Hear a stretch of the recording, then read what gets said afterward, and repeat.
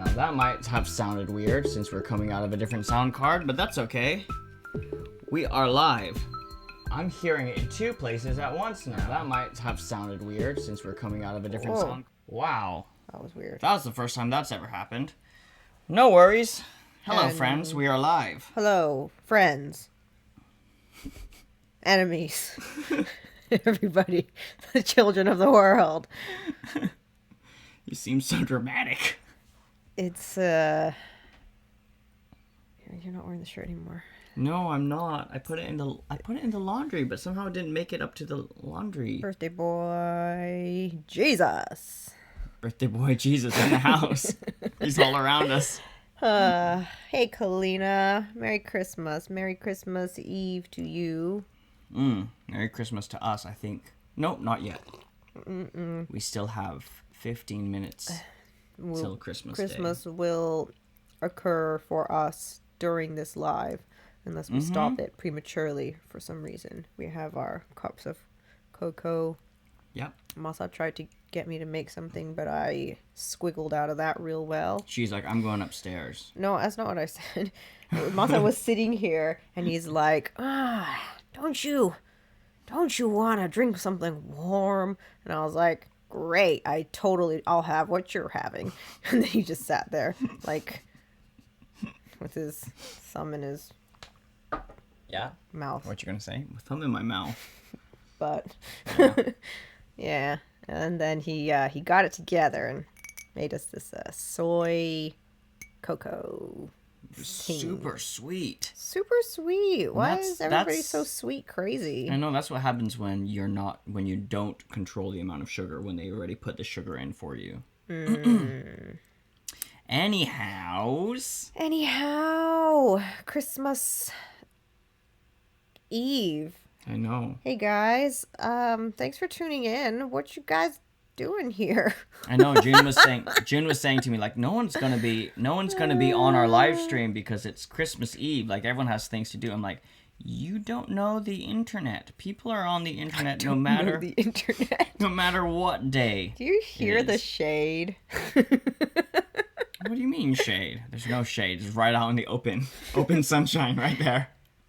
There's no shade. It's not like any low key. Oh, excuse me. That was a big burp. But I'm supposed to come up with a topic. That's right. This evening.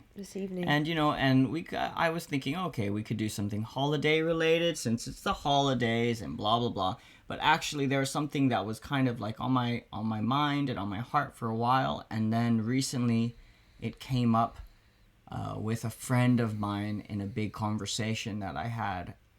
And so, because I've been talking about it with somebody else for hours, it's kind of fresh in my mind, so I wanted to talk about it with you. And that topic is about forgiveness and also saying I'm sorry. And when I say forgiveness, I guess it's about forgiving other people, but then of course mainly forgiving yourself, you know? Yeah. And like I was having this conversation with somebody who could not forgive somebody else. They were like, I cannot forgive that person. Yeah. They're like, absolutely 100% it's not happening.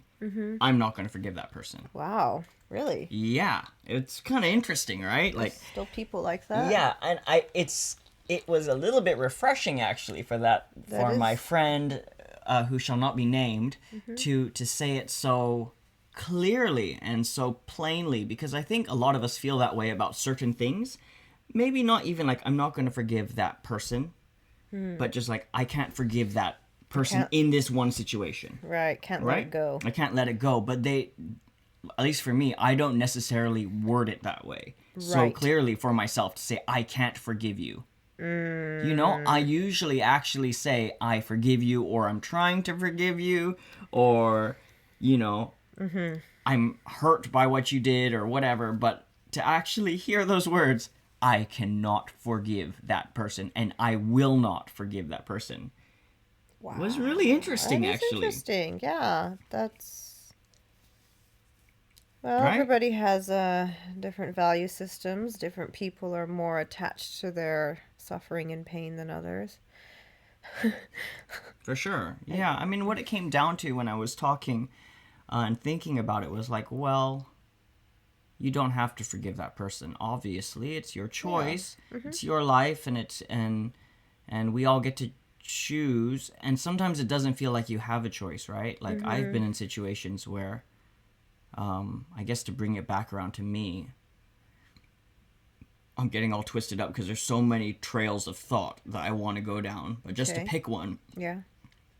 for me in my life right now, I'm having a hard time forgiving Mm. somebody that I want to forgive, I want to be close with, I want to have a good relationship. Mm. I'll just be, completely transparent. I'm having a hard time forgiving my dad, Mm. um, and I love him, I do, Mm-hmm. and I want to have a good relationship with him. I don't want any ill feelings. I don't want any sort of uncomfortableness when I'm around him or when he's around me. Yeah. I don't want any of that. I want us to have the best relationship we can possibly have. And yet there's something inside of me that tightens up, you Mm. know? And I know, oh, there's something inside of me that has not completely forgiven. I don't know if that's the right word. Accepted? Well, I think that forgiveness and what's the other thing you said? Acceptance? Yeah, that too. But those are two completely different things. Okay. Because I used to think that you can only have forgiveness and closure when both people are involved. And that's how I sort of lived my life for a really long time under Right. that You need to say sorry misunderstanding. so I can say forgive you kind of thing? Yeah, that too. Or like if I forgive somebody, then the other person has to know that I forgive them I for it to see. become Yeah. full Okay. circle. That's like the illusion that I lived under for so long. And so there were so many, areas or relationships in my life that I was like, oh, this hasn't closed. This chapter isn't finished. I still have unfinished business. This person, I have to keep reaching out. And I kept like reopening wounds to try and get this closure or, forgiveness. And I realized that those are two completely different things. And what I was going to say to you about what you were just saying is that I think a lot of the pain comes from, yeah, the expectation that the relationship can get any better and not just accepting that what it is right now is the best it is and you can only take tiny steps from the reality of what it is right Are now. you saying acceptance leads to forgiveness? Or acceptance just leads to acceptance? I think they can lead to each other. Yeah, for sure. So, yeah, okay. So, that's the thing, right? Is that these ideas and these concepts are really great. They're and I kind of I think I understand most of them of what you're Mhm. saying on an intellectual level, on a level of words and going back and forth with Mhm. you and talking about it, but there's something on a very deep like visceral level Yes. that sometimes I don't know how to reach that with my intellect, if that makes sense. Yeah, I do understand that you process things super differently. Yeah, like I don't have this key of like I say the words in my mind and it opens up the doors of my heart. Sometimes I can say the Mm, words out loud or with full intent of meaning them and yet they fall short of opening those doors. And I don't mm, feel the thing that I want to feel. I don't feel the that it's true. Something okay. inside of me says, nope, not yet. And I'm like, shit. Yeah, but do you, have you accepted yourself for being there or like Well, there you go, right? So that's the other trail of that's the other trail that I mhm. want to walk down in this Okay. conversation is that I kind of like I have this sort of basic rule or understanding that any problem I'm having outside has something to do with some problem I'm having inside, right? Yes, So yes. anything that I'm unable to forgive outwardly for somebody else is something I'm having a hard time forgiving inwardly. Mm, If I'm hating somebody on the outside, I'm hating myself somewhere inside. yes. That I don't know if it's 100% true, but I live by that sort of like a Yeah. I feel like it's a pretty true kind of thing to live by, at least for what I've Everyone experienced. is a mirror image of ourselves. Right. You know, if you're jealous of somebody, it has something to do with your deep insecurity inside. It has nothing to do with them. And so it's just a disowned part of you. right. And so even being unable to forgive makes me feel like, okay, there must be something inside of me that I am not able to forgive of myself. Yeah. Right? Yes. Yes. Right? And then I'm projecting that onto somebody else. Yes. So that leads me to the bigger thing, which is like the forgiving of self. And once again, that's easy to like talk about, like, oh, you gotta love yourself, man. You gotta forgive yourself, man. But then, like, sorry, I don't know why I do a Duncan Trussell voice. I know. I was like, wow. Is that what you think the people who are doing the work talk like? That is not how. I don't know why Uncle That's not Duncan. how Byron Katie talks, by the way. I don't know why Uncle Duncan enters the room. Shout out to Duncan Trussell. No. Oh my god, I love Duncan Trussell. He's a good man. He's good people. Colleen on the live stream says, "You have to heal yourself, even if you don't get the satisfaction from the other party." Absolutely. Yeah, absolutely. So that's where I feel like I need to start. And in conversation with my friend, I basically said the same thing to him. Like, you don't need to forgive that other dude. Fuck him. Like, let's stay angry at him forever. Let's hate him forever. But I don't want you to live your life hating yourself. So why not just start there? Like, don't worry about your not being able to forgive this person. Fuck him. Whatever. Maybe he's a total asshole. You never have to talk to him again. You can have terrible, hateful feelings towards him. If that's where you're at, that's where you're at. It's okay. Right. So maybe I need to project this back onto myself, like absorb some of this message that I've been giving out. But the important thing is to not do that to yourself, right? So I guess that's where I need to start. And so the same thing is true with the forgiveness of myself, that I can understand those concepts, I can understand it intellectually, and say the words or go through the mental process or practice of forgiving myself, and yet at the end of it I still feel like nope, not really. It's not, it's not actually, you haven't actually forgiven yourself, have you? I'm like, no, I didn't really. Still quite angry here. Yeah. I still think I'm quite shit. And so I wanted to talk to you about it because I know that one thing that you're really good at is ruthlessly forgiving yourself. And sometimes it annoys the fuck out of me. Because I'm like, how can you forgive yourself so quick for being so shit? Right? No, I love you. That's your perspective. Yeah, I know. Yeah, I get it. wow, I get it. But that's you so you know what I mean? strong. It's like we have this interaction and okay. Well, this is the other road I want to walk down, but I can't walk down all the roads at once. So many roads. I Okay, know. okay, I know. wow. It's so meaty, okay? It's churning. I know there's so much in here. Okay, sure. Right?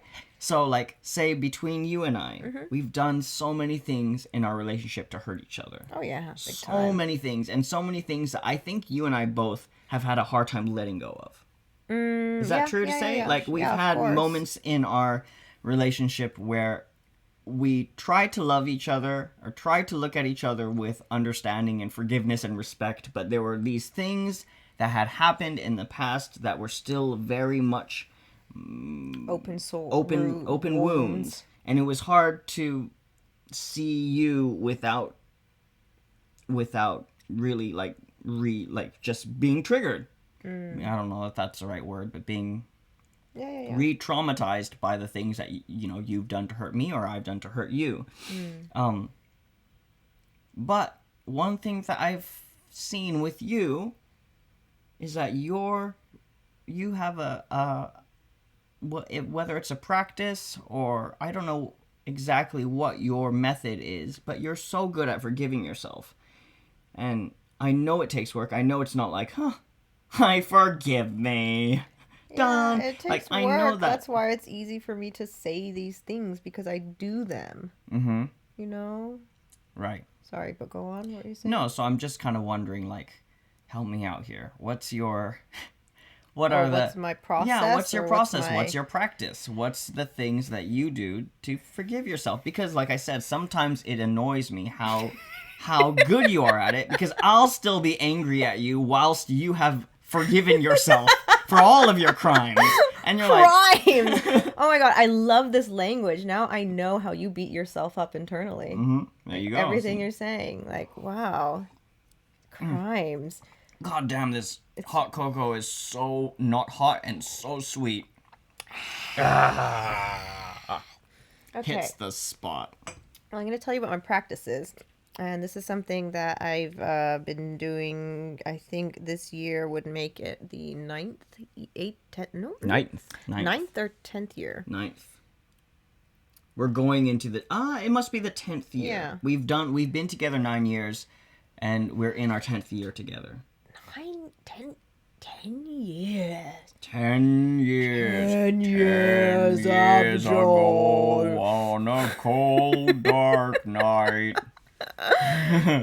Yeah, so I guess it must be my 10th year that I've started doing this practice. But yeah, I used to have issues with a lot of people. There's a lot of people that I really couldn't forgive, namely my dad. I had a lot of issues with him. But one thing that I learned through going to a Tony Robbins event called Date with Destiny, there's, of course they cover tons of stuff. But one thing that really stuck with me is they do this exercise where you write down the person that you resent the most. Okay. And you write down all of the things that you resent them for. And I think I even talked to you about Does this. it have to be somebody on the outside, or can you do it for yourself? Can you write? Of course you can do it for yourself. And I do this for myself now all the time. But this is what I did at the event. So for me, I'd write my own name, Masa, okay? And then what else do I write? And then you write all of the things that you resent about yourself, or at least the things that you that you can't forgive in yourself. Yeah. Or the actual occasions, Yeah. And we actually had this conversation with Junya earlier. You have to really discipline your mind and not distort, delete, and generalize. Right. You can't be like, I always do this. Right. I'm a loser. Yeah, I'm a loser. Okay, when are you have a to loser? be Why are very you a loser? specific, and Right. this is what takes the mental discipline, because your mind is gonna want to twist out of that and run away and be like, but. So you got to be like on your shit, man. Okay. Anyways, you write that all down. And then if you can only see one side of the story, this is proof that your mind is out of balance. I do not want to be positive thinking or negative thinking. I would like balanced thinking. If I can only see the negative in myself, that means I'm completely out of balance and I'm missing all of the positives in every occasion. So what the exercise we did that I learned is this thing where you blame effectively. So for instance, I had so many issues with my dad.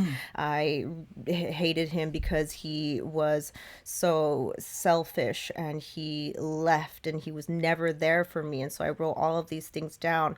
But if you're going to blame someone, what Tony Robbins says, if you're going to blame someone, you got to do it responsibly and effectively. So for every single thing that you wrote down, you have to go and find the opposite to balance it out. Like, so for instance, when I did it with my dad, I was like, okay, he was never there for me. I was abandoned or I was alone.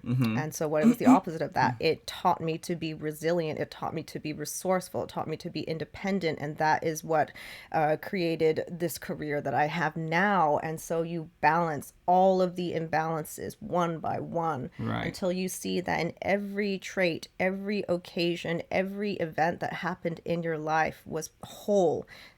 The yin, the yang. It's, in all of the different cultures. But it sounds really simplistic, but it is so profound, the actual exercise of doing it. And when you can see that everything is perfect, it is whole, then it's so easy to not hold on to a story of of suffering, of martyrdom, of blaming, or all of that. And then when I can see both sides, the moment I get there and my mind is balanced, and I'm like, I don't have to carry this anymore. This side is not heavy. This side is not heavy. I am. Okay.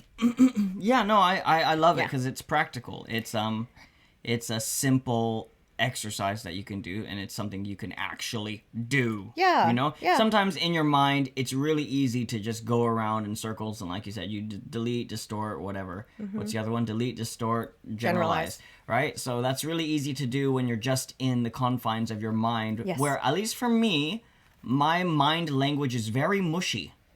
It's not very sharp. It's not like, But that's why I don't complete sentences in my mind. I'm not like, I am feeling angry because of the things that so-and-so did to me. This is why. Here are the reasons why I am angry, See, that's why it's difficult, I think, for everybody unless you have an inclination towards already doing that, if that's part of, Right.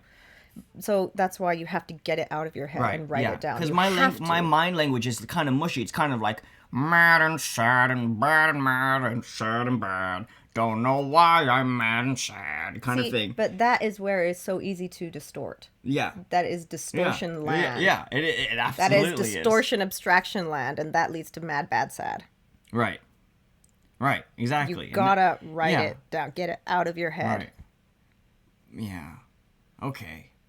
Okay.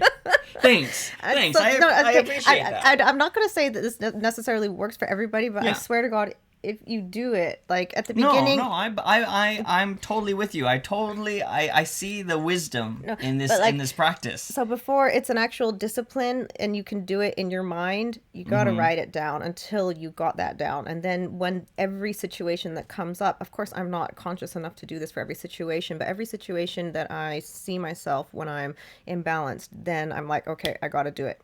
Find the other side. Find the other side. Balance it. Balance it. Balance it. So here's a problem that I would how do you say? I would see myself running into doing this exercise, especially for myself, is that I don't know how to jump in sometimes, right? Like so what was the first thing I need to do? Is I need to write down.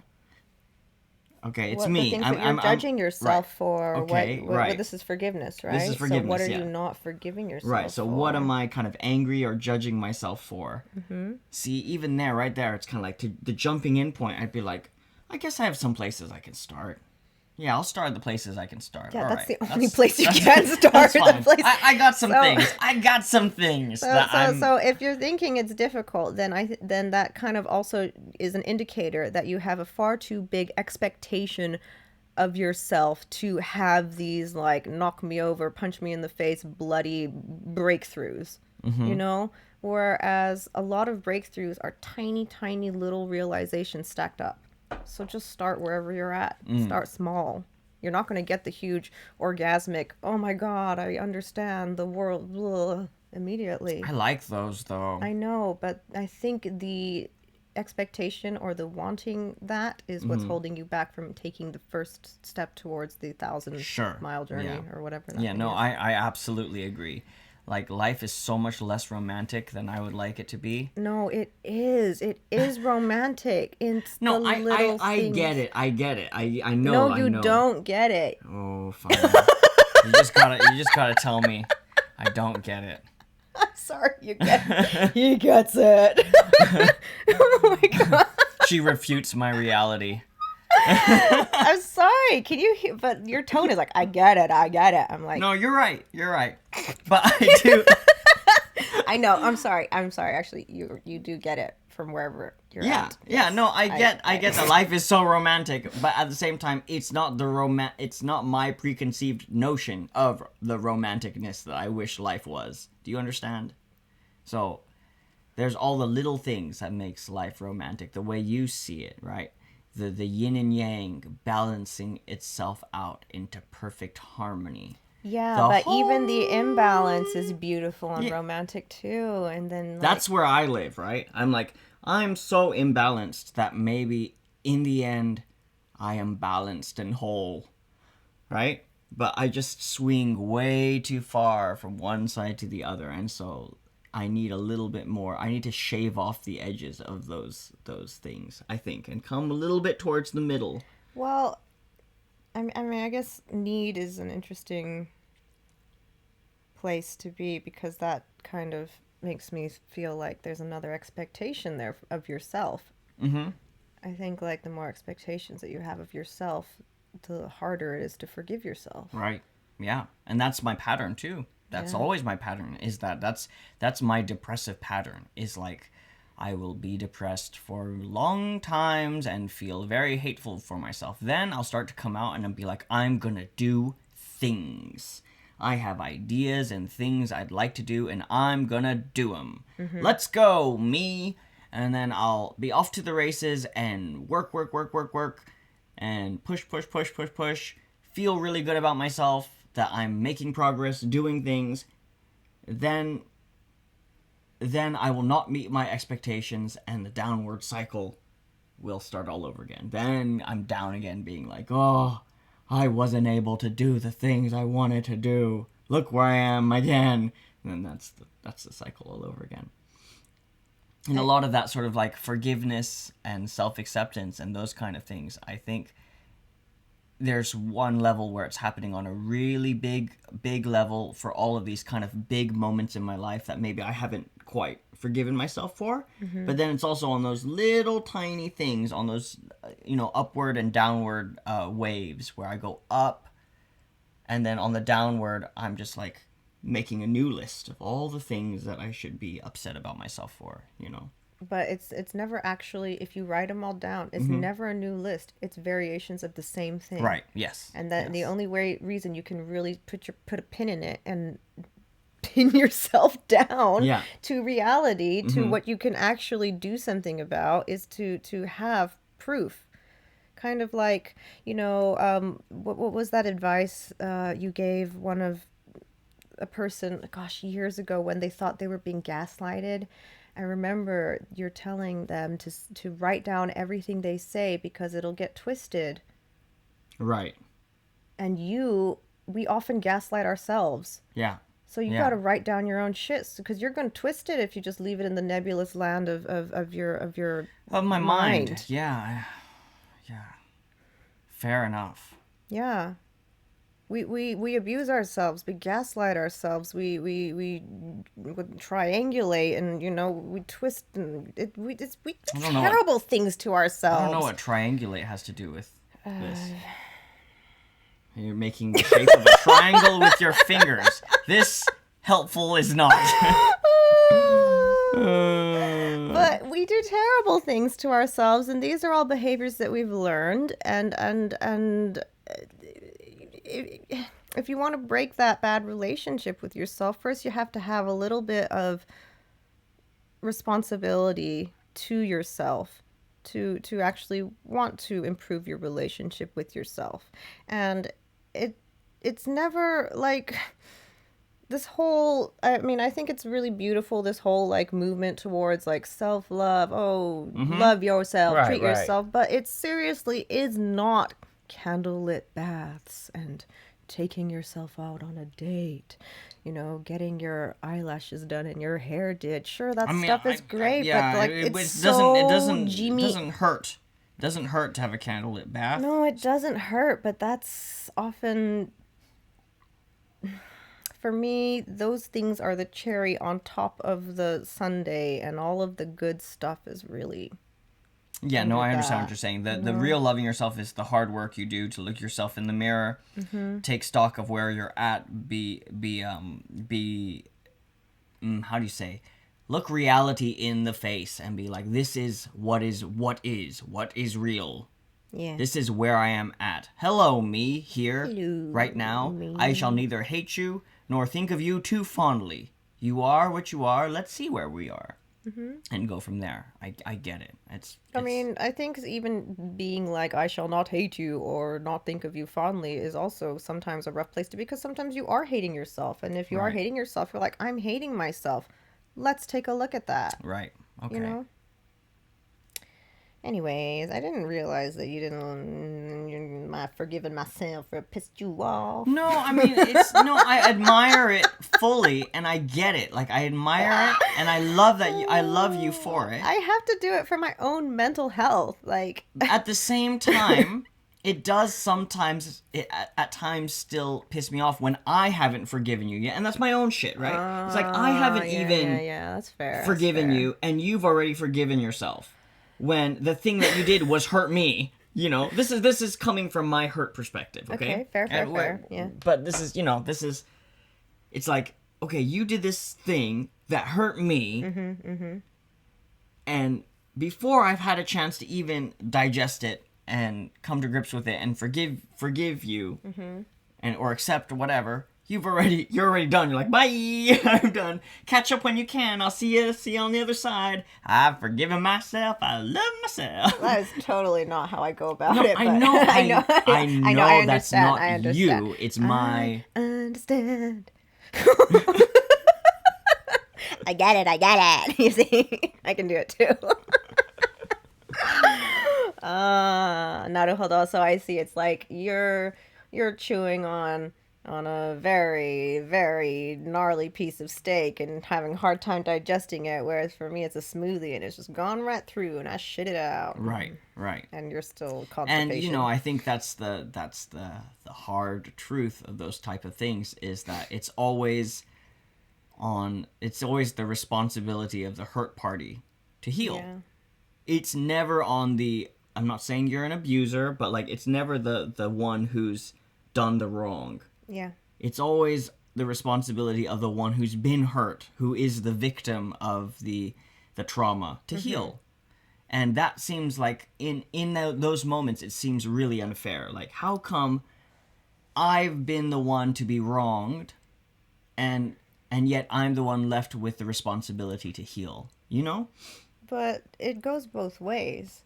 I, too, have been wronged, and it's my responsibility to heal. Right. Yeah, of course. And if somebody is hurting others, they've been hurt too. I do understand it intellectually. Just I think sometimes my emotions are so overwhelmingly large that it all gets very muddy. And so the idea of writing it down makes a lot of sense because you can sort of put it out in front of you instead of having it like just sort of like. But see, that's the thing that I think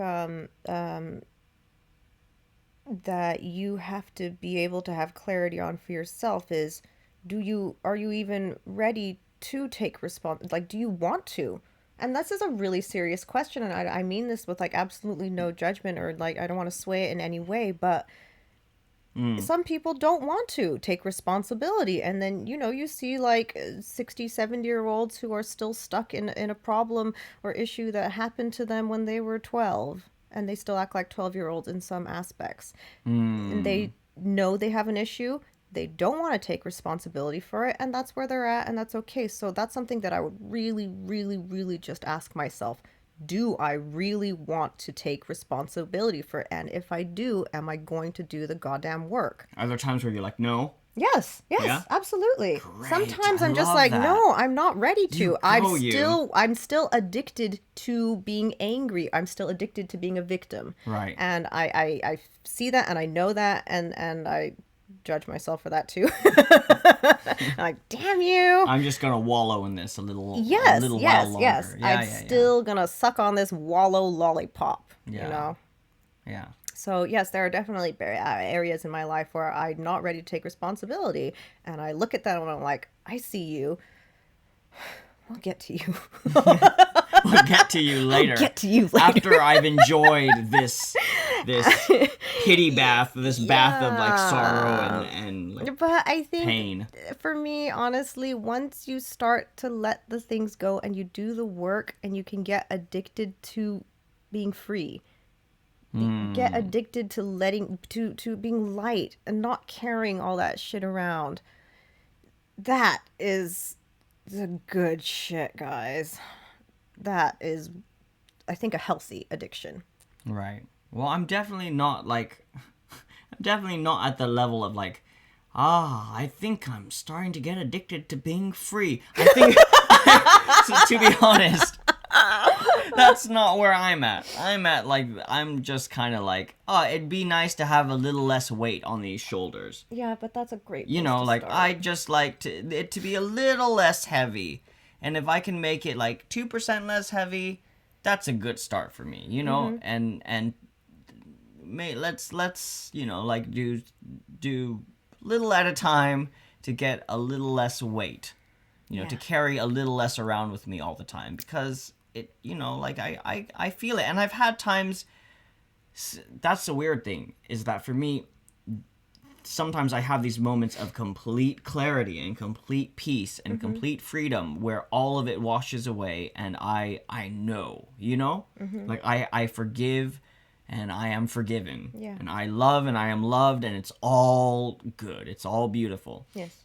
And I reach these places, I'm like, duh, thank you, universe. And I'm like, I know that that place exists because I've been there. I just, it's not a place that I stay. I haven't earned it.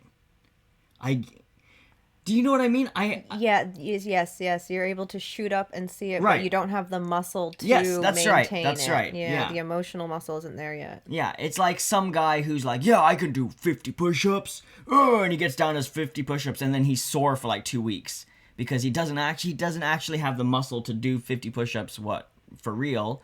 He's just Just sheer. yeah, power of will, getting himself to that place for that moment. Yeah. And everyone's like, wow, whoa, you're so fit. And then he's like dead the next 2 weeks because he actually hasn't earned that, you know? He's not actually there. It's just, you can get there momentarily, but you don't live there, you know? So that's kind of why, at least I understand, I know that this, like you said, like to be free is an amazing feeling, to have that weight lifted off of you and be like, to have clarity, to have real clarity, to see things without the distortion of, you know, all the stories that you put on it of like, this was bad, this, you know, this person hurt me, and, you know, or this is the reason why I'm this or that or the other, and just be like, I have to be honest, like, you know, through this conversation, it's kind of like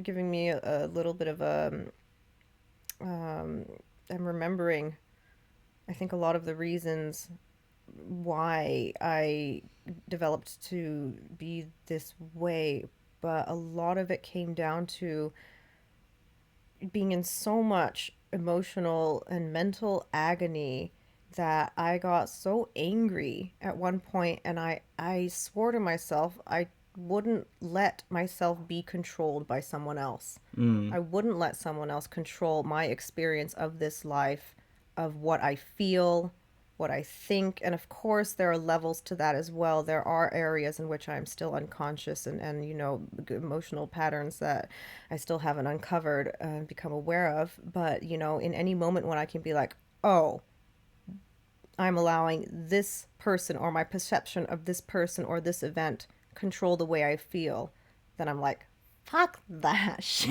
And I get really angry. right, Or maybe not angry, but I'm just like, no, sorry.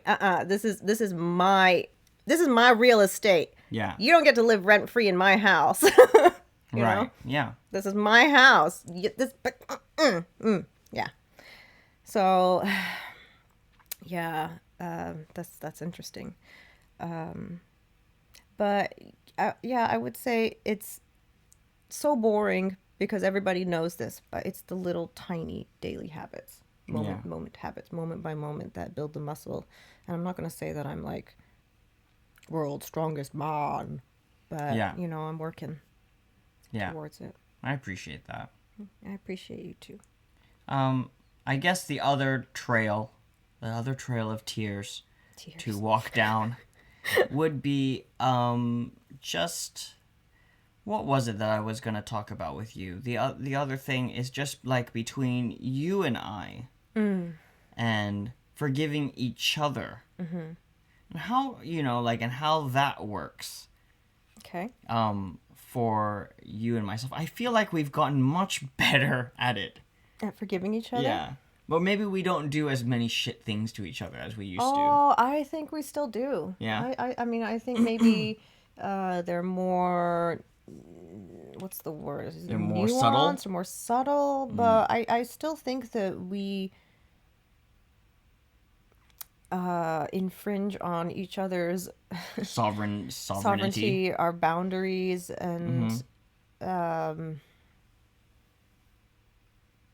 I think sense of self-worth too at times, you know? Yeah. Yeah, okay.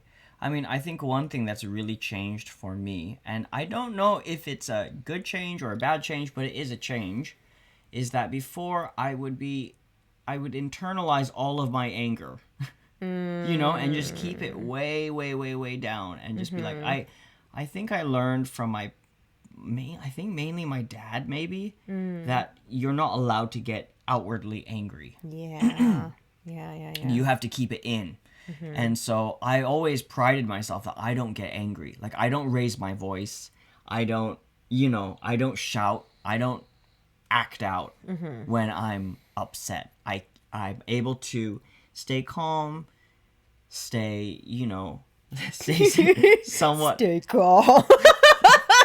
I'm sorry. Hey. I'm Hey. sorry. I'm sorry. Go with me on this fantasy ride, okay? Yeah, no, go. Buckle up, guys. We're in for a rough ride.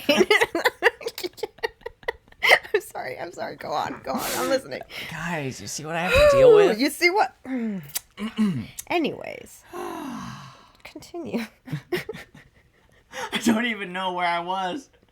No, you're saying that you stay calm, you don't raise your voice. No, I'm not least... saying, this is what this is like. This is in the past, right? This is a long time ago. I'm not talking about now. I'm saying this is who I was, say, 10 years ago. Right, okay.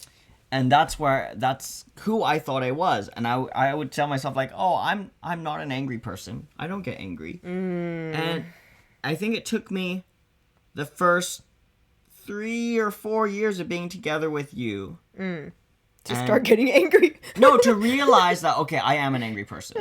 Yes, that's bullshit. I am an angry person, but I'm angry at myself.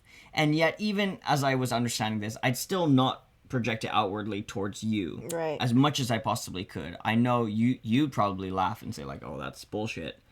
But, like, for me, it was those physical things, like raising my voice or you know what I mean, like these things that these rules I had created for myself. And I don't know if it's a good thing. I think it's a step forward, but now I feel like I've learned to be a little bit more okay with being honest about when I'm angry. And not letting it just sit inside of me for months or years until it grows into this disgusting, huge monster. Festering monster. Like, okay, I feel like I think because I don't have very much practice in it, I'm super immature or super underdeveloped in the idea of expressing my anger. Yeah, sometimes I actually get surprised. Yeah. I get surprised. I'm like, whoa. And see, that's what I was trying to hide, is the fact that, like, oh, I don't know how to do this. Be angry and control it, because I don't ever let myself do that, right? Right. It's like, no, I keep it all in, because you're not allowed to let that monster out. Because if you let that monster out, who knows what kind of damage it will do, instead of actually being like, no, it's a real thing, it's inside of you, and instead of, like, keeping it and feeding it in this, like, cave and turning it into, like, a weird Frankenstein inside of you, So that's actually one thing that, for me, I don't remember how long ago it was. It was like 3 years ago. I went on like a whole year. I was like, okay, this is the year that I'm going to really focus on forgiving the different people in my life that I had unresolved issues with. And I was very conscious. I was like, this is the year of forgiveness for me. And I made all of these posts on my Instagram about the things that I learned or what I was going through, and blah de blah de blah. Right. But as much as I had been reading about, or trying to work on forgiveness and all of this different stuff, and I understood it all intellectually, but there was just something that wasn't connecting, and I was trying to be all calm and zen and peaceful about it until, like, I finally found the missing piece. I was trying to skip over the hurt and the anger and just jump straight to the forgiveness. I didn't want to acknowledge that I was angry and that I was hurt and that there was like real true rage there. There Yeah. was actual rage Yeah. there. And I was like, I was like, no, I'm not, this is not who I am, a person who forgives. I'm going to forgive this person. And it was Right. just like so ego, you know, because I couldn't admit to myself that I was so hurt and I was so Right. angry about being hurt that I Yeah. just completely deleted that. I Yeah. distorted it, I deleted it, I generalized it, I hid it from myself, and I was like, I forgive. Yeah. And it just didn't work until I was finally able to acknowledge within myself. I was like, no, I am angry and I'm allowed to be angry about this. It doesn't mean that I'm going to seek revenge or that I'm going to like throw my anger at this person and try to hurt them or retaliate or anything like that. But I just had to acknowledge within myself the anger and that it was okay for me to be angry. Right. And then once I was able to be okay with being angry, then all of a sudden the forgiveness just came naturally. It Right. just Yeah. Like I had a hard time accepting my rage monster. Basically, like there's it's it's something that I learned from a young age. You're not allowed to let out. mm-hmm. Um, and I think that over the last couple of years, I've kind of been able to let him out more. And I'm sorry to you No, it's that okay. that he comes out, and he's I definitely don't have the grace and the practice that maybe other people have because they've accepted him earlier on. You know what I mean? Like I feel like if you the more you practice, like, oh, here he comes. Yeah. How do I express this in the most with as much grace and whatever respect and being safe to everyone around you and stuff that I can possibly do whilst still expressing that this is real, that this is happening, and this is where I'm at. Yes. And not lying about it and not pretending like it doesn't exist and like, okay, What does that look like to you, though? Like, what is grace, accepting it with grace, and your anger and all that stuff look like to you? Does that look like something that doesn't make ripples? Like it's no, I just mean that I just mean that I think to me that looks like somebody who's able to very accurately pinpoint what it is they are feeling without the extra bullshit. Right? Yes. Like someone who's able to say, I'm angry right now. It's not you, it's me, but it's happening right now. Okay. Or what? Follow-up question. Does is this okay? Does the speed have anything to do with this? Like, do they have to identify it in the moment for it to be gracefully processed? Speed? What do you mean? Like, I don't understand the like, question. when you said the person can accurately identify that they're angry or feeling whatever in the moment, like. No. It's not about identifying it. It's about expressing it outwardly, right? Because, okay, like, everyone has a rage monster, and some people get violent. Some people raise their voice. Some people break things. Some people go drink. So, right, there's all the things that people do, or some people can't let their rage monster out until they drink, or whatever, right? There's all the different ways that all of us, some people hold it in like for years and then it explodes in one huge massive blowout, and it's so uncontrollable because it's like a pressurized thing that has not been, a valve that has not been released for so many years. So I just mean the expression of whatever that is. I feel like at some point it comes out. Yeah. Right? If there's hurt, if there's anger inside of there, it's gonna come out some way. And I feel like some people are more graceful about I see. Okay, right. letting out that air when there's space, when there's I don't know what it looks like in every single. Not when it's like when they've been pushed to the absolute limit and it is now an uncontrollable rage monster. Right, and now you're in the car with your kids and you're screaming at your wife and whatever, opening the door and like walking off with a car in the middle of the road or whatever, right? Well, like that would to me would be like slightly not such a graceful expression of your rage monster. Well, like the thing is that like the rage monster is a, I don't know, not a child of hurt, but it comes from unaddressed hurt, ignored hurt, that turns to rage, or well, first it turns to whatever, resentment, anger,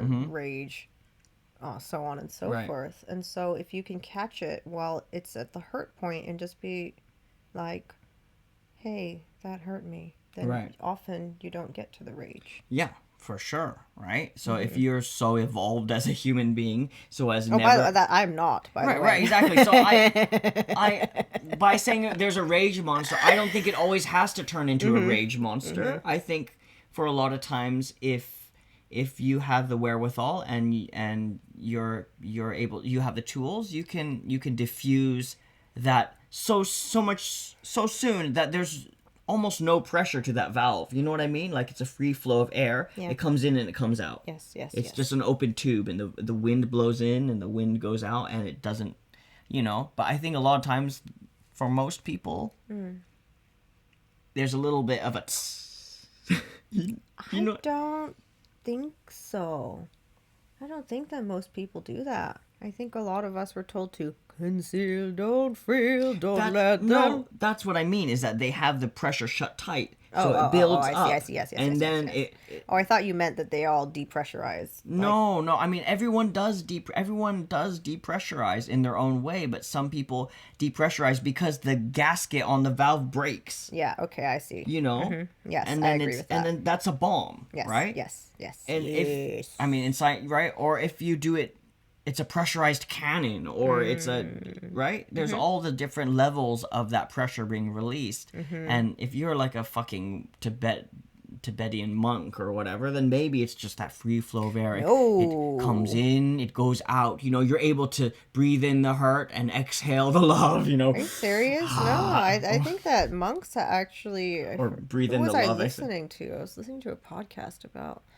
It wasn't Jay Shetty, but I mean, he's great, you guys. I've been following him for like 4 years now. He's really awesome. If you can, you follow, listen to his podcast, read his book, Think Like a Monk. Great shit. But no, monks are some of they're just as human. They feel all of the rage. I believe it. Yeah, I believe it. I guess what I'm just trying to say is that I think everyone has their own system for depressurizing their anger valve, right? Yes. Or their hurt valve, that the hurt goes in, anger comes out if the pressure stays in for long enough and builds up for long enough. Like you said, if you're able to depressurize soon enough, then it's able to be this sort of, that hurt me. It's still vulnerable, it's still soft and gentle, and that's probably the most graceful expression of that. Yeah, of that hurt. In the discomfort and agony of vulnerability. Right, but there's levels for me looking at that sort of that's what I mean by a graceful expression or graceful handling of that situation. Is for me, I know sometimes, I mean, the worst it's ever got is when I kicked over a table. Right? Is like, between us? Yeah. Yes. I mean, you weren't even in the room. I was by myself. But that was the worst, that was the most pressurized that valve has ever been, where it just exploded. Like, I was sitting there, and I was just like, BAM! I just, I waited till you left the room. Yeah, I remember. Right?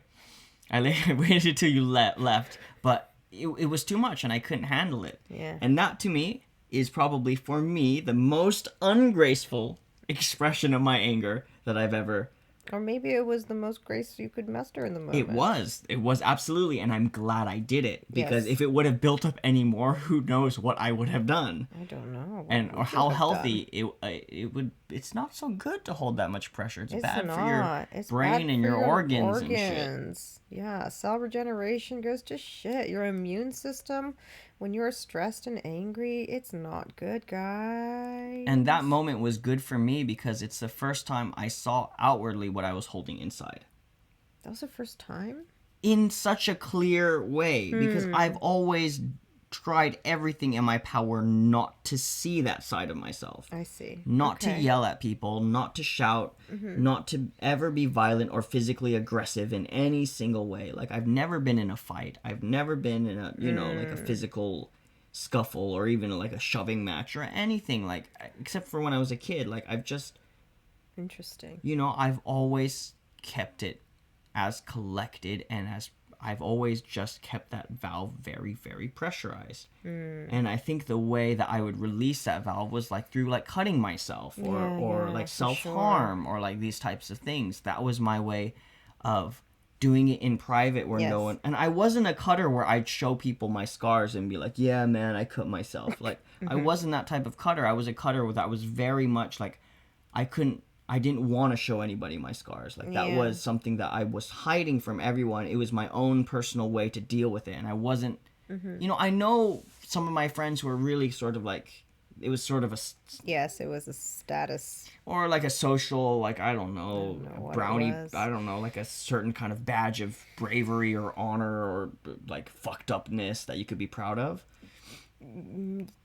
Yes. But they were also dealing with hurt, too. Yes, absolutely. I'm not trying to diminish, but it wasn't like that for me. It was a very quiet expression of this, like, rage and hurt that was building up inside of me that I couldn't really show other people, or I didn't know how to safely. Yeah. Or I wasn't given an example of how to do it. Anyways, I don't know where we're going with all of this. Well, we're just following the many trails that are coming out of your your Pandora's box. Thanks for listening. I love it. It's really it's important to talk about these things.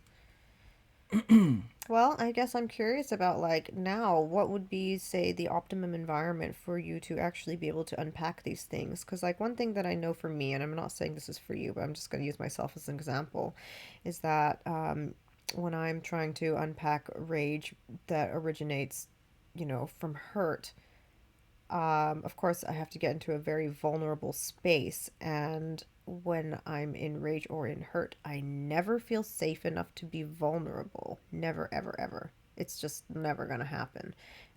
But I still have to. Anyways, and so for me, the optimum, I guess, situation is to be completely alone with a pen and paper or laptop, whatever. Preferably something that doesn't connect to the internet, because then I can so easily distract myself. So yes, pen and paper work quite nicely for me. Either that or I have maybe one or two people that I can really, really, really trust.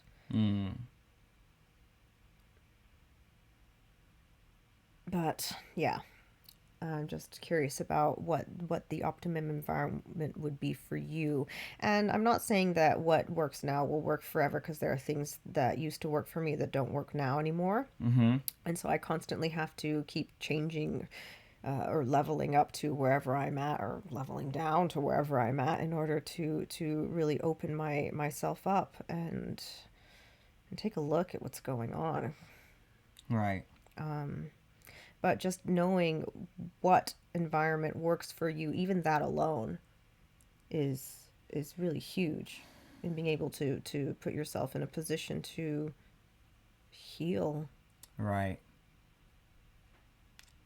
Well, I think that's something I'll have to explore and find out. I mean, I know for me, one thing that's always been there for me has been writing, right? Like actual like songwriting has been one huge way that I've always expressed myself, and been always a cathartic thing. Like, I don't think there's been a song that I've written that I really like that I haven't been in a pile of tears after writing, because every single one of those songs that I write is, it's like an expression of something super, super deep and personal and vulnerable. And I know that not necessarily the words or the syntax for other people listening might not feel that way. It might feel like just a regular song or a happy song, but for me, it's something, a piece of your soul.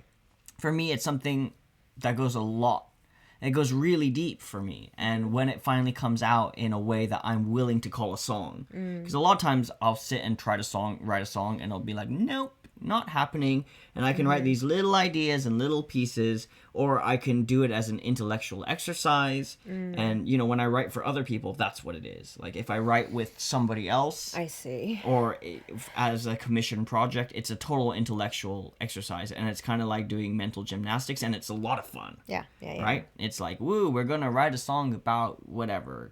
I don't know. Well, you know, let's start with a concept. I write songs with with my friend, or for, you know, clients or whatever. But when it's my song, then it's really about, really can I find the truth of where I'm at? Yeah. And and get it out in its pure truth, purest form. Yeah, and so the songs that I write for me end up being these super simple songs, because they're not really intellectual ideas. They're like these really they're from your simple, core. pure things. And so for me, songwriting is one, but it's not a practice that's really easy to duplicate all the time. I don't think it's something that you need to, not need, that's not the right word. What I mean is that, like, I can't just be like, oh, I'm going to get in that space right now. You know, like, I'm going to get in that songwriting space where I can touch myself, my body. I mean, yes, Yeah. I believe that you can't right now, but what I've learned, what I've read, is that the difference between amateurs and professionals is that professionals know how to put themselves there because they've practiced it. It's a muscle. Well, believe me, if I practiced the way I used to practice writing songs, I would write a lot more songs, because what I used to do when I was really writing a lot of songs is I'd write every day. And when you write every day, the probability that you're going to catch yourself at that right moment increases hugely, right? Yeah. You're like, you might not feel it for 5 days in a row, or whatever, 2 weeks in a row, but after that 2 weeks, on that one day when the conditions are right, you're gonna feel it, and you're gonna catch the lightning in the bottle, because you've been writing, and probability says you're gonna be writing that day as well. Whereas now, the times I sit down to write a song, and the times that I'm really in that place, there's so fewer whatever chance meetings of those two things that I don't write as many songs. And I talked to somebody about this recently, where I was saying, like, how is your songwriting? Like, you wrote songs when you were younger, and this is somebody who's in their 60s or 70s. Like, how about now? Do you still write as much as you used to? And they're like, no, I don't write anymore. I don't write very many songs. And I think it's very common for people as they get older to write less and less. Oh, that depends on songs. Like, if you think about artists, and there's some really prolific artists, but for many artists, they spend their younger years writing a lot, and it tapers off. And a lot of it has to do with stability, like life stabilizes for them. And those crazy highs and crazy lows stabilize out. And so they're no longer... It's a little harder to write a song about, like, well, life's so good for me, I make my cup. That's like Jack Johnson. Shit.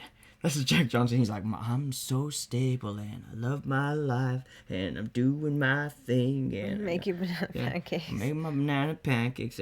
That's his shtick. There are people who do that. Yeah, kind of. But actually, no. Jack Johnson was really big for a while. Anyhow, but the thing is, it's the same with the news. Stability and mental wellness and health doesn't sell, because everybody is addicted to some destructive emotion. We all are, and that's what we resonate with. Would you call that, like, the love song a destructive emotion as well? The love song? Yeah. Song? Love songs. Because because it's an imbalanced in love songs. I'm not talking about songs of love, because anyways, forget it. I can go into this but no, I completely understand what you're saying. You're veering off to one side of the spectrum. Completely, yes. But that's where the songs are. Yes, and that's where people are manipulable, and that's where you put out the money because you're addicted. You know, and that's where that's the art we love, right? That's the art that we're addicted to. Right. Like, you look at, like, you know, we have a Van Gogh on our wall. We do? No, that's my painting. I know, but I did that. I know, but it's inspired by Van Gogh. Like, if you think about Van Gogh, he's the epitome of that. Yes, right? yes. Of what we're talking about. Every one of these artists, we're listening to Amy Winehouse the other day. It's like the epitome of that, you know? Yes. Right? Same thing. It's like you want to hear people at their extremes, and the art that they create at their extremes of their emotions, on the edges of their, you know, emotion. Why are we talking about this? I can't remember what. Oh, we're talking about ways that I can facilitate what exactly again? The opening, uncovering of the opening of the valves? Of the valves. The hurt valves? The hurt. Or, yeah. Right. So, yeah, songwriting is good for that. But I think it's not a reliable, consistent practice. It should be actually a practice that I do, a creative practice. But as a healing thing, I think probably there needs to be another layer to that, which would probably be, like you said, like just writing it down. Because from there, if a song is there, I think I'd be able to catch it. I agree. Do you know what I mean? Yes. No, absolutely. If I go into it as I'm going to write a song, yes, there's less likely I'm going to actually open the hurt valve. It's probably easier to be like, I'm going to sit here and actually write these things down and release a little bit of pressure from this hurt valve. And if there's a song to be had from that, I think I'll be able to recognize it. So that's probably actually the more, how do you say, practical way to go. So how can I help you facilitate this? Well, what can I do? I know I can't actually help you. I guess, you know, one thing you can do, which is a little bit, it's a lot to ask, but one thing you can do is just call me out on my bullshit sometimes and just be like... Got it! Like, hey, you need to actually take time to... I do... I'm calling you out. I do all the goddamn time, and he's just like... I didn't need to run away. Work so hard. Oh my god, it's so heavy. I'm like, take a load off. Go. Take a break. No, I can't. Oh my god, that's so hard. It's so hard. Take a break. No, but it's so hard. But I think, like your idea, I think it's just a language difference there. Because when you say take a break to me, then immediately my mind goes like, right, well, I'm going to go upstairs. Okay, well, please tell me the language that would resonate with you, please. I'm racking my small box of tools here. Like, hold your horses. Let me explain where I'm coming from. Please. Okay, so if you say take a break to me, then I don't always say, no, I'm too busy, whatever. A lot of times I will, but my break is not a productive break. To me, a lot of times what I'll default to is like, okay, I'm going to go hide under the covers and be okay to not be okay for a certain amount of time. Do you know what I mean? Like, I'm going to rest, or I'm going to take this moment to, like, just not be okay. Yeah. Because I have this moment. You're allowing me to take a break, and that's what I'm gonna do with it. Maybe it's a language thing, but when I hear the words take a break, my mind doesn't immediately go to like, right, I'm gonna go sit down at a table and open the hurt valve. Like, you know, like do some writing and dive into myself in this kind of way. Like, to me, that's not a break. That's work. Like, yeah, sorry, breaks aren't work. See, do you understand this language difference? Like, I'm starting to. Right. And also, I think I'm not very practiced, and so in the past, even my songwriting, like when I used to get in these creative zones, it would take me like 3 days of silence. Yes. Like 3 days of not talking to anybody, not leaving the house, not seeing anybody, like. And that's really important. That's something that I feel like I've been saying this for a while, but I'm like, I think I need to take like a freaking week off of silence. But that's when all of my best creative ideas and my most like big like self understanding comes from, when I have that long period of time, which doesn't happen as much for No, either of it us these days, doesn't. right? Because what? How do you do it when you have a kid, man? I Right? mean, I know he has a lot of grandparents, But like, where are but they? like, where are they? That's not. I mean, well, okay, like Grandparents, where are you? but my his grandmothers have been actually there for us in a pinch. Yes, yes. But They that's are there when when we call out in pain and agony in and say, pain and agony. "Help! We are dying." Then they're like, "Oh, we'll come in and rescue you." Yeah, it's true. We just yeah. Yeah. Anyways. But it's kind of hard to be like, you don't want to pull that card too many times of like, "We're dying again. It's been a week and we're dead again." Can we die every week? It's yeah, there is a I think a lot of what stops me from doing the work is thinking, or the thought that it's self-indulgent. I'm like, this is too self-indulgent for me to just sit here in my feelings and rifle through them and do the work. Right. Until I realized how much it impacts my relationship with you, with everything, with Right. Junia, just my mental health, my mental stability, my emotional stability as well.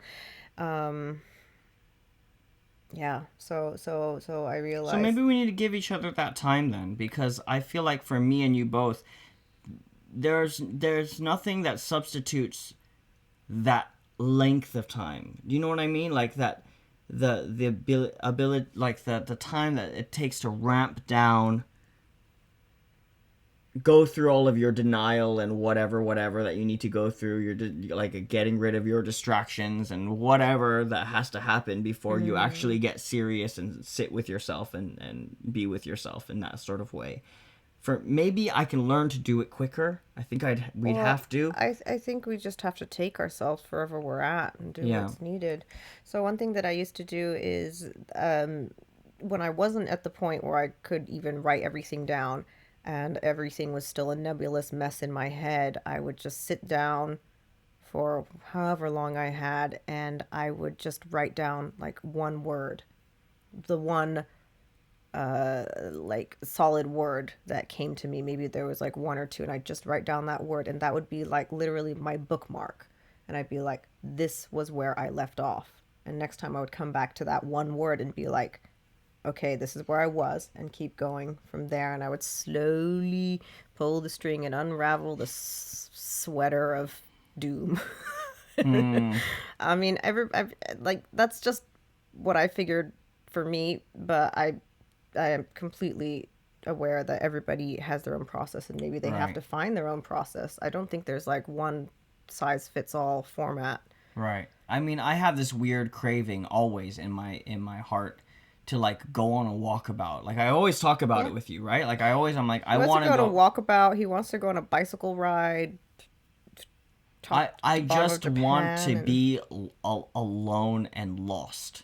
Lost yeah. and alone, because I feel like that's what my soul is craving in a really, really deep Yeah, I think way. it's really And important for it's not you. about like, oh, have an hour, or have, oh, hey, you can have this afternoon. I'm like, thanks, and I appreciate it to have that time, but to me that's like, okay, I guess I'll take a nap, or I'll take a walk or whatever, but it's that's not the same as like, oh, this is an endless sea of silence that you get to be in I and feel know, I yourself and know know. yourself completely where you're at, and have time to have these things come up, and then you push them down and they come up again, and you push them down and they come up, and you're like, oh well, here this is something, let's look into this. And there's no like, oh, at 5 o'clock I gotta get back and make dinner. It's like, no, you're with yourself, and you're going to continue to stay with yourself,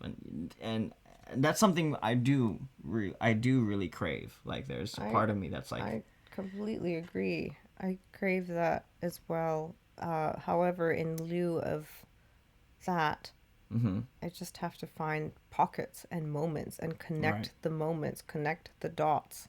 And that's what I work with. If I could, honestly, I would take a couple years off, go find myself. But the whole find myself is also kind of a bullshit story, too, because hello, I am here. I am always with myself. right, You know? yeah. I don't think for me it's not about a couple of years.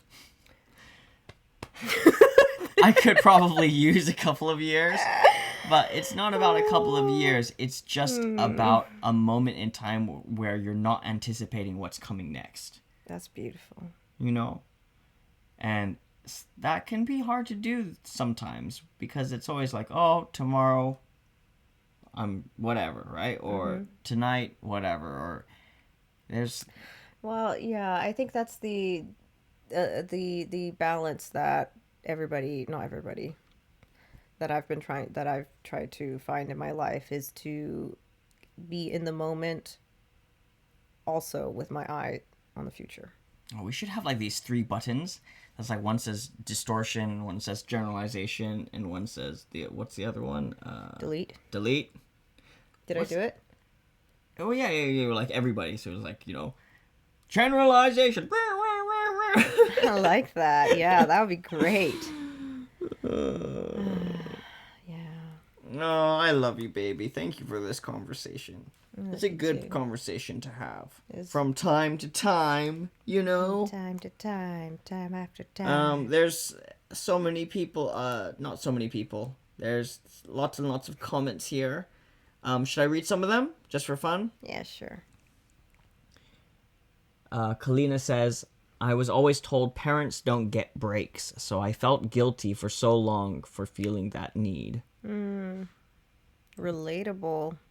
I think that, Kalina, that I totally resonate with that, and I think that directly led to me having postpartum depression for 2.5 years. That was a hard one to let go of, and it's hard now because who do we give Junior to so we can get a break?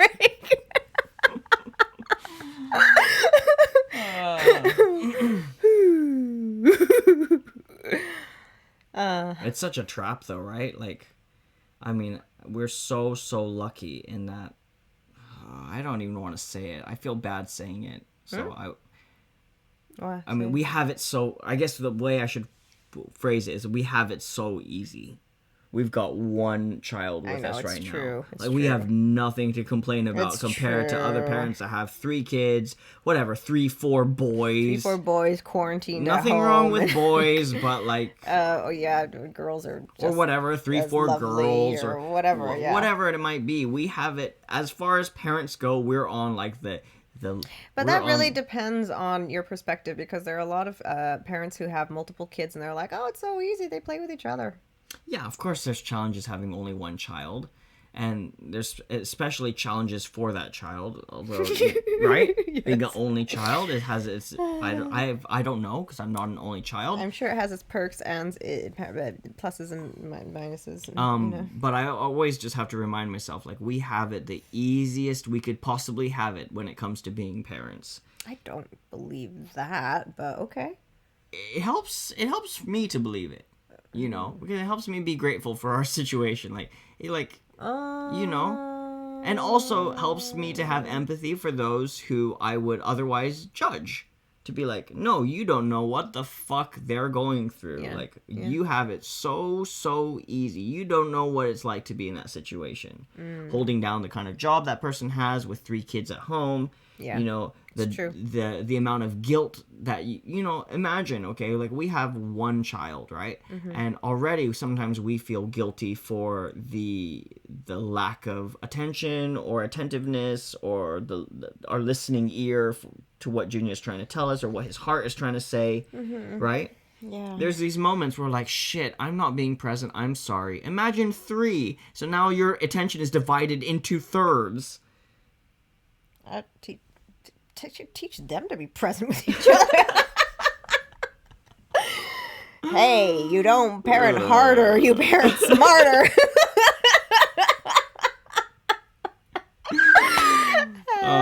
Tell that to a mom with 6 kids, you know? I would never tell that to a mom with 6 Exactly. kids. Whoa. Whoa, whoa, whoa, Whoa, whoa, whoa, whoa, whoa. Sorry. We'll get back into our lane now.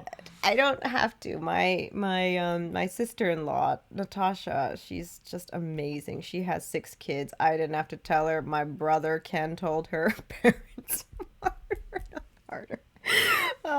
So he has every right to say that, being the father of these 6 children. Anywho, that was a long time ago. They're all grown up and just amazing now. I'm not all of them, but goddamn, they're amazing. Well, is this a good place to wrap it up and finish for the night? I've had a very enjoyable time, and I feel like we could just keep going and going and going. I think we could keep going and going too, but we do have plans tomorrow that we cannot sleep through. It is also Christmas now. It's Christmas. Merry Christmas. Merry Christmas, guys. The eve is done.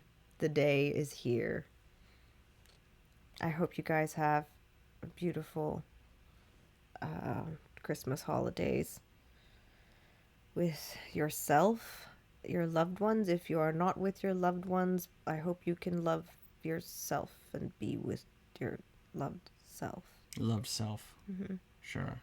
And to answer a question that popped up earlier at the beginning of the podcast, somebody typed in, I know that you guys aren't Christians anymore, but do you still celebrate Christmas?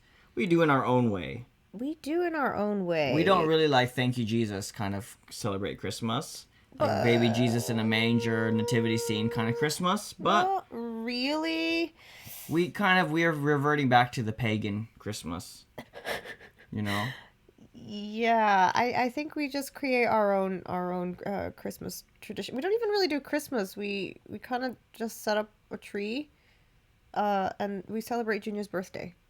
And New Year's. And New Year's Eve. We celebrate the close of the year, and then we ring in the new year with by going to a shrine or a temple. Mm-hmm. We burn our old, like we talked about this before, but the kumade and the arrow, and then we buy the new ones to create our intentions for the upcoming year. Yeah, we go pray at the temple.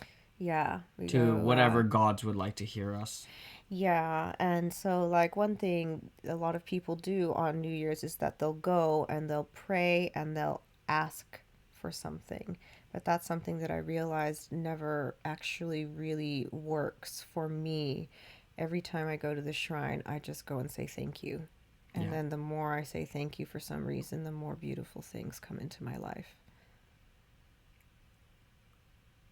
I think gratitude is the secret, guys. It is. It really is. But damn, is it hard to get there sometimes. Yeah, see, so they didn't have it wrong by thank you, Jesus. You know? No, they can thank whoever they want. Yeah, right? You can thank Jesus if you need to.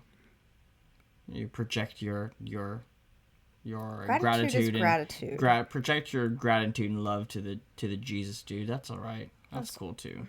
That is all right. There was a time where Junior was into Jesus.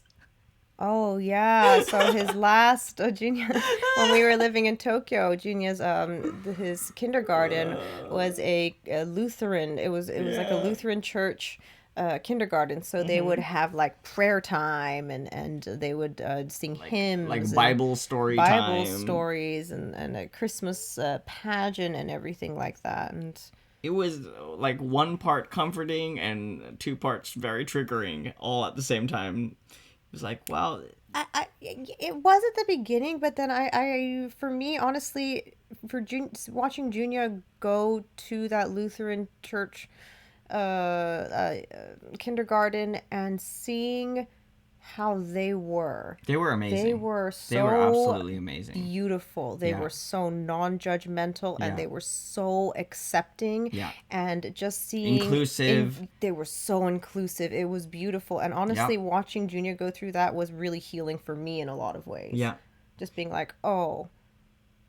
It was a beautiful experience, and it you know, I've heard so many horror stories about kids and going to Japanese public schools or hoikuins or kindergartens, preschools, and sort of like the anal retentiveness that can be in some of these schools and kindergartens. And it was the exact opposite. They were the most chill, down to earth, accepting, inclusive, understanding. Like, just they made it so easy to feel accepted, and like everything was going to be okay. Like, okay, don't worry, you know, you didn't pack this, you were supposed to, no worries, you know, like they just were so kind and so nice. And so kind. So yeah, I think in a lot of ways I was able to let go of just my prejudice against the religion, or Christianity, and the what is it, I'm blanking, the word does not come to me, but the whole structure, I really didn't like it, the whole system. But they didn't feel like they had much of that system there. No, they just felt like really good people, right? I don't even know if a lot of them were Christian. You know, like, I don't know if a lot of the teachers were. I guess the principal. The principal definitely was. There was a pastor, but the pastor didn't have anything to do with the kindergarten. Really, he kind of did every once in a while or something. But yeah, it felt like they were on the extreme opposite end of the sort of dogma and religious. They were just very inclusive and very kind. They were all about the spirit of the thing, which was just like love and kindness and all of that kind of stuff. So it was really cool to see. It was. And it kind of healed my anxious heart when it came to the fact that we were sending Junior to a Jesus-loving church school. Anyways, thanks for tuning in, guys. Yep. Have a very, very Merry Christmas and a Happy New Year's. Will we do this again? Nope. No, next time we will see you on the 1st? I don't know. It's Saturday. Oh, man. We can do it earlier than that. That would be then. No. Well, we're going to have to figure out we pretty much committed to doing this every week, rain or shine. We don't really know exactly why we've committed to doing it, but we feel like the act of committing is important. Yeah, baby steps in all things. Right? Forward. Consistency. Boom. Boom. So we'll see you again sometime next week. We'll see you again. Maybe we'll have a year-end closing one, or we'll have a year opening one, and we'll hear you in the 2021. Bye. Bye. We care about you. Bye.